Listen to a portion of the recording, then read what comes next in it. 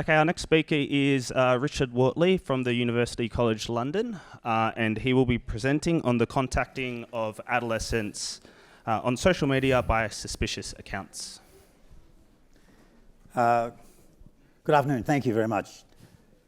There we go. Just before I start, I want to just acknowledge the lead author of this project, Samaya Al-Wajdani.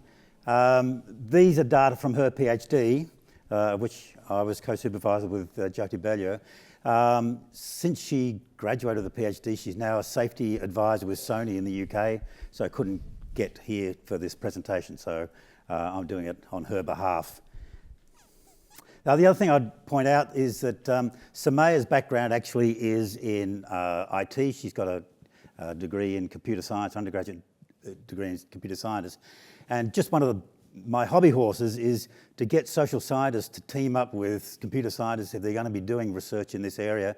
The kind of research that we did with Samaya was just really fascinating and couldn't happen without that sort of combined expertise. So that's just one of the things I tend to nag people about these days. Which one am I? Oh, pressing the wrong button. Okay, so the outline really just follows a standard kind of way that we would present empirical research. Let me move out here. I'll give you a bit of a background of the problem. I'll talk about the aims of the study, the method that we undertook, the results, and come to some conclusions. Well, what's the background? Online social networks, things like Instagram, Snapchat, Facebook, and those kinds of things are now the most common platform for child sexual exploitation to occur. They account for, well, I think there's recent data in the UK where in 1 year there was something like 70,000 cases of online sexual exploitation on these platforms reported to the police. There was a study by Finkelhor on US data, retrospective study, looking at asking adults whether they had experienced any unwanted sexual contact when they were on a minor on social networks, and something like a quarter of adults reflected back and said, yeah, that had happened to them as a minor. So there are two main sources of risk. We can think about this in two ways. We can think about how the behaviour of the user on the network might contribute to their victimisation, or we can think about how the platform itself facilitates or fails to protect the user. And so we'll look at those two things. Both of them, by the way, I don't want to go into great detail, but we try to understand this in terms of environmental criminology kinds of concepts through routine activities and situational crime prevention and so forth. So what we're interested in here is not so much the background of the perpetrators or even the background of victims. We're interested in what happens, what are the circumstances that facilitate this offence, and how can we then intervene to make it less likely that those offences can occur. And as I said, there are two ways we can approach this. We can think about what the victim does, and can we change those behaviours, and we can think about what the platform offers, and can we change those behaviours. So let's concentrate for a moment on the risky behaviours of people on the internet. And if you think about it, online social networks, are a great environment for this kind of victimisation to occur. We know just across the board, if we think about victimisation online, we know that the amount of time spent online is a good predictor of how much victimisation will occur. If we look specifically at sexual exploitation, the type of information, the amount and type of information that a person provides on their bio or elsewhere on their posts can increase victimisation. The accounts that they follow or that they like, the likes that they show can affect it, and the extent to which their parents provide some guardianship over their behaviour, also been associated with the amount of victimisation they experience. If we think of platform issues, as I said, a social network is a perfect example or a perfect ecology for victimisation to occur. It's a place where children, minors and adults can meet in circumstances of anonymity. And there are all sorts of facilities to encourage contact between these groups. You can have instant messaging, you can have video contacts and so forth. And so it is inherently a risky place. There are some things about the platform that make it even riskier. In most platforms these days, this is an issue that's come up in Australia now, of course, but a lack of verification about personal information and age verification, that kind of stuff. And that can affect both the way potential victims end up on the network and also the way potential perpetrators. So, for example, we're able to set up accounts on these networks without verifying our age. We set up accounts as 13-year-old girls, I'm sort of jumping ahead a bit, and at no point we're ever questioned about that. On the other hand, as I'll foreshadow, we've got perpetrators are able to present themselves online in whichever way they want. There's no verification of their age or their gender or anything. Most social networks do have algorithms that try to seek out dangerous behaviour online, but one of the arguments is that these things only occur when they escalate to a very serious level. So there are no early warning flags that indicate that this is a potential interaction between an adult and a child that might end in disaster. And in fact, there is some thought that some of the algorithms that the networks use can actually increase the chances of victims and perpetrators coming together. Those algorithms that suggest who to friend are based on the kinds of activities that both perpetrators and minors might undertake. And when they overlap, then you might get a situation where perpetrators are invited to contact minors. Now, most of the research that's looked at this has used self-report cross-sectional designs. You simply ask people of their experiences online, as in Finkelhor's study that I mentioned before. You can either do it retrospectively or you can ask minors now what their experiences are. What we adopted, though, was a honeypot design, and I'd like to argue that this is a really underused method of researching online behaviour and one that I really recommend to you. The advantages over cross-sectional designs or self-report designs, they don't rely on memory or honesty. You're measuring behaviour at the time in real-life settings. And you can set up experiments. You can change the dynamics, you can change the variables that you're going to look at and set up true experiments.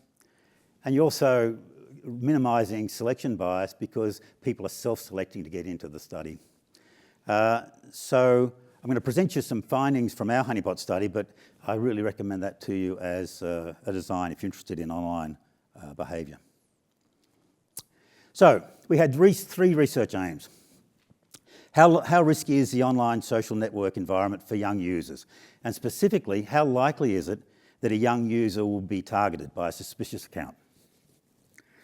The second research question, does the user profile information change the vulnerability of a user? And in our case, does the inclusion of a photograph or some indication of the degree of guardianship over the account, does that affect the likelihood that the person will be targeted by a suspicious account? And what role does the online social network algorithms, what role do they play in perhaps either failing to protect vulnerable victims or in some cases actually bringing victims and perpetrators together? So what did we do? We set up 4 fake accounts on a popular social network platform. I can't tell you what that is because the ethics approval that we sought said that we had to keep that anonymous, but it is one of the major social networks. We set up the accounts to mimic real-life behaviour. We followed 3 kinds of rules. We wanted the behaviour of our accounts to be ethical, to be realistic and be consistent across the accounts. In order to attract people to the accounts, they had to do things. We did a pilot study earlier where if we just left the account sitting there on the network, no one contacted it. You have to actually be active. But we had to be active in a way that didn't provoke people to contact with it. In other words, we weren't trying to entrap anyone. That was realistic, that was the way young 13-year-old girls would actually behave, and that was consistent, that the the 4 accounts followed a similar timetable so as not to introduce some kind of bias. And so Samaya spent a lot of time actually downloading accounts from 13-year-old girls and examining the ways that they actually operated and tried to mimic that. So we posted genuine likes and follows and those kinds of activities on the accounts. And as I said, they follow similar schedules. Again, according to ethics, we could respond to questions like, hi, how are you, and that kind of stuff. But if it delved into any sexual content, then we had to cease all contact and report that account. We ran it for 2 months, and then we scrutinised all the accounts. And just to make a point here, where our study differs from virtually every other study is we looked at the account. Our variable of interest was the account and the account holder. Most other research simply says, were you contacted by someone? Did you receive a message that you found was threatening? One of the problems we think that causes is that the algorithms don't pick that kind of activity up until it becomes very serious and there's actual sexual contact occurring. So we wanted to operate at the account level to see if there were aspects of the contacting accounts that would raise suspicions. So that's our 2x2 design. We set it up by varying whether there was an image or a photograph and whether there was parental control or not, and we did it in a 2x2 design. Those photographs are IA generated.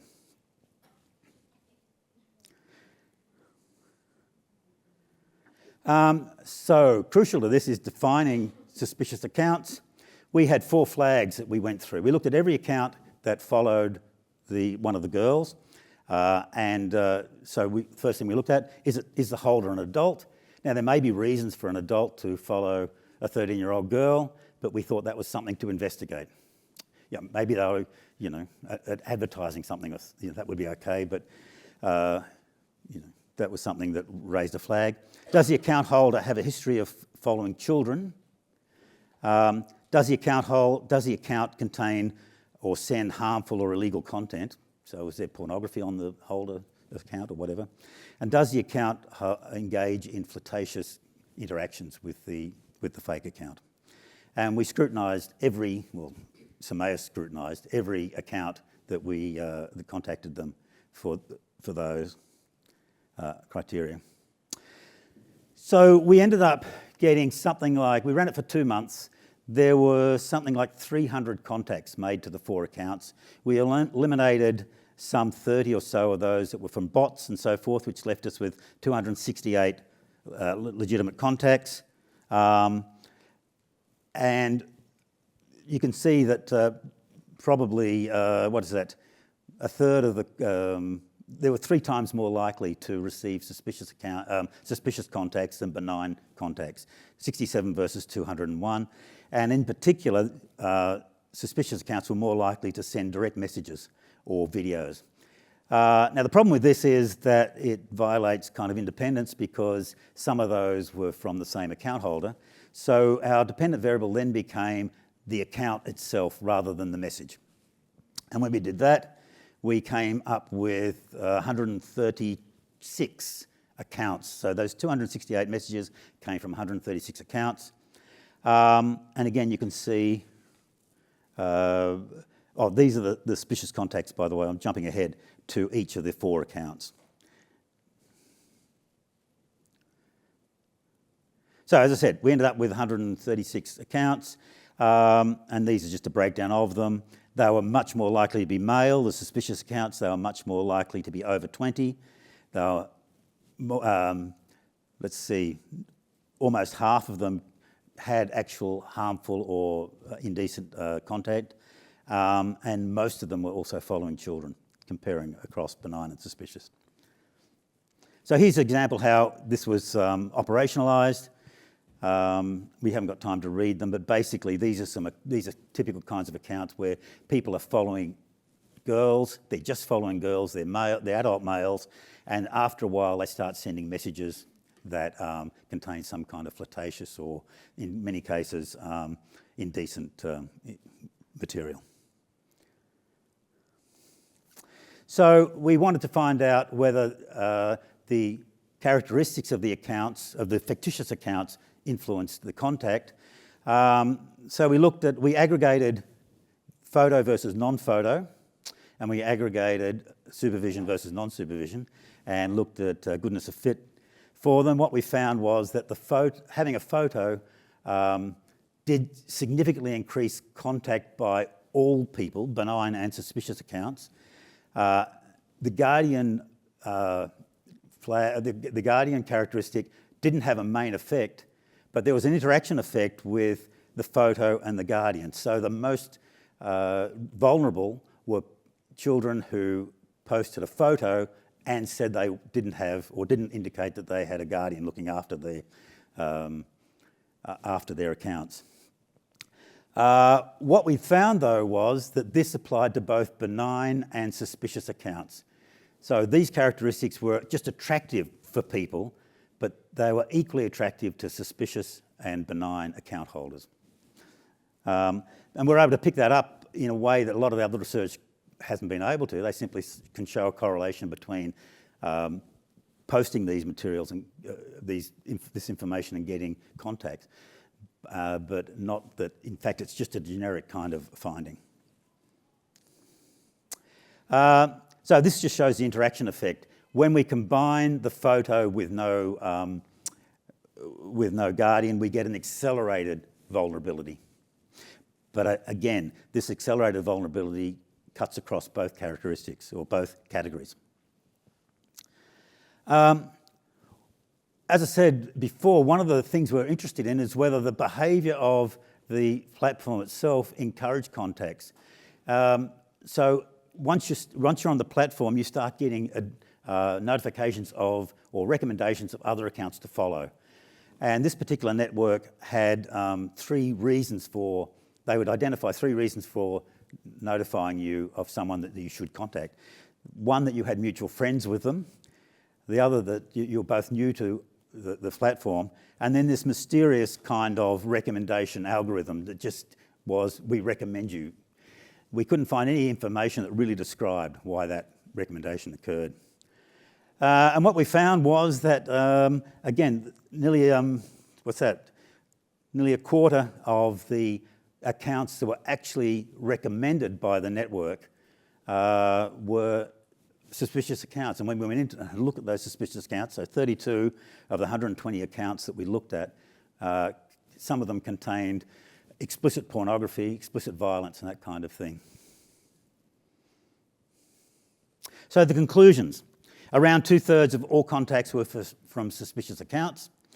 Photos increased the likelihood of being contacted by both suspicious and non-suspicious, and particularly if that was paired with a lack of guardianship. And the algorithms can actively connect suspicious accounts with minors. Some of the lessons from this, in fact, it's the next slide. Honeypots are a useful and underused research strategy. I recommend them to you. An account focus, as opposed to a message focus, gives you a lot more detail to look at and can maybe identify early warning signs that the algorithms don't pick up. So what we're identifying is people that we think may possibly be dangerous in the future without them having to necessarily have expressed that at this time. But we can't be certain that all of the accounts we identified were intent on grooming. They just satisfied our criteria. Some of the recommendations we'd have. The fact that we were able to set up accounts of 13-year-old girls without any question from the platform was, well, I think unacceptable from our point of view. And having set those accounts up, we were free to access any information. After this experiment was run, we were able to find pornography and all sorts of things through these accounts. So there was no special considerations given to the 13-year-old accounts. Once you're on the network, you're on the network. We also weren't able to verify exactly who the perpetrators were because they had complete control over the information that they give you. So we thought there were a couple of failings of the network in terms of the oversight. One, the lack of the lack of scrutiny over who signs on, the lack of restrictions placed on young people once on the account, they were still, our accounts were still able to receive harmful and indecent materials. So the algorithms that were set to weed out this material were clearly not effective. And as we found, in fact, some of the algorithms put victims and offenders together. So there's work to be done. There are changing circumstances. This particular network, in fact, has introduced more restrictions on children under 16 since this study was done. We know the Australian government is now in, an effort to, even restrict access to online accounts for children of those age. I'll just leave you with two other thoughts. This is an ever-changing landscape. And so I think the interesting things to look at in the future is how AI might be helpful in trying to identify some of these early predictors. And the other elephant in the room is the adoption of end-to-end encryption by these platforms. And I don't think we really still know how that's going to impinge upon our capacity to protect children online. Thanks.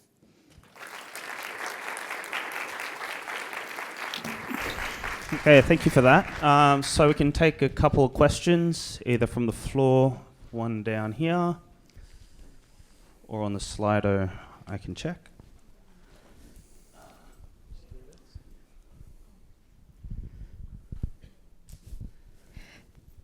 Thank you, and kudos to your former PhD candidate for that amazing study. The recommendations, as do lots of the kind of public discussions about this, focus on the young people and kind of restrictions and regulations around them. But what about the kind of perpetrators here? Like, I feel like we kind of, a lot of the responses to this go to the victims. Like, what could be done about those, I'll describe them as perpetrators. I'm not sure if that's the language you use. Yeah, absolutely. My own view is that there's very little that we can do with victims anyway in terms of changing their behaviour. There's another study by David Finkelhor who does some great work in this area. He just reviewed... let me backtrack. We know that if anyone online adopts more safer practices, then they're less likely to be targeted.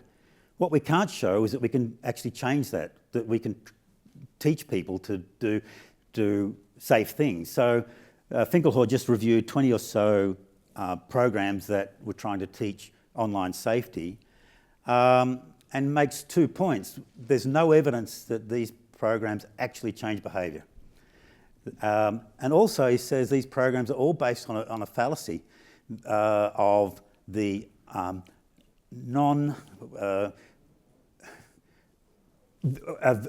victims who have no agency. And the reality is that a lot of these interactions occur not because young children are duped into engaging with perpetrators, but that they actively seek out relationships online. One of the reasons that young people get online is to connect with other people, now, they don't want abusive relationships, but trying to sell strategies that prevent them from actually doing the very thing that they want to do online is a futile kind of exercise. My take on the study and generally in this area is that the failing is with the online social networks. They're just not living up to their responsibilities. There are things that they could do that they don't. In my experience, they're too concerned with the bottom line and not upsetting their customers. It's not that they don't have algorithms that offer some kind of protection, but the settings for those algorithms are much too conservative because they're petrified of identifying false positives. I don't know whether that answers your question, but that's certainly my view on the matter.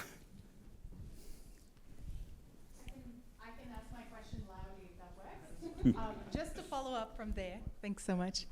In terms of the super interesting presentation, in terms of the kind of messages that you received throughout the study, the 2 months of the study, which would be a lot, were there some things that you thought, oh, all right, this is something that an algorithm could intervene with, for Yes. example, photos, videos, things like that? Yeah, yeah. So one of the problems is that they set their sights too low, and they're not going to identify at this stage, and perhaps with AI they'll develop more tools to be able to show early warning signs, and then they're going to work out what they do with that. But they were suggesting contacts to our fake accounts that contained downright R-rated pornography. It boggles our mind how that could occur. So some of they varied, the suspicious accounts varied in how suspicious they were, but some of them were just clearly predators who were intent on contacting as many young children as they could. You know, some were following, these were adult males who were following hundreds of young girls, and that's all they were following. So there's so much more they could do. Okay, I'll ask a question from the Slido. So this goes to the activity of these malicious accounts. So do you see a connection between these accounts targeting children and those that do other things on social media, such as trolling, school pages, and other things like that? We didn't look at that. You know, I just don't have the data for that. Possibly, but yeah, I wouldn't like to comment.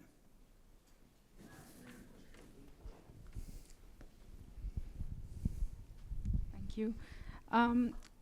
So it's interesting to note that the recommendation puts the onus on the victim, if you will, for safe practices. The e-safety commissioner has a bunch of principles of safety by design to build into it. In your research, did you come across any initiative that was successful in holding the network to account in that way, to pre-build those safeguards at the preventative stage versus at the response stage? Samaya made numerous recommendations to the network itself and identified when she counted these accounts, she would let the network, there's a reporting thing that you could report to. I don't want to speak for her, but I don't think she found that a very satisfactory response. Yeah. So this is not built at the preventative stage, but more at the response point, the end of the stage. Yeah. The network will definitely at some point pick up grooming when it's reached a very serious, but it might, from other experience I've had, that might be 4 or 5 months into the grooming process before the algorithm finally flags the account. So I think where some of the research needs to occur is, and where this study kind of touches on a wee bit, is are there some early warning signals and signs?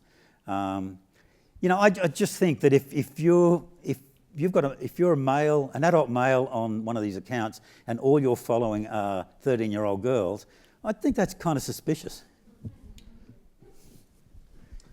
Okay, thank you very much. No, not illegal.